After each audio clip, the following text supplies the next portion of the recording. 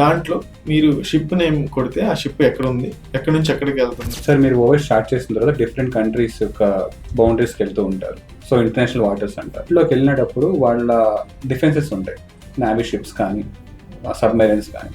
So వాటికి మీరు ఎలా ఇన్ఫర్మేషన్ ఇస్తారు, అవి మిమ్మల్ని ఎలా డిటెక్ట్ చేస్తాయి?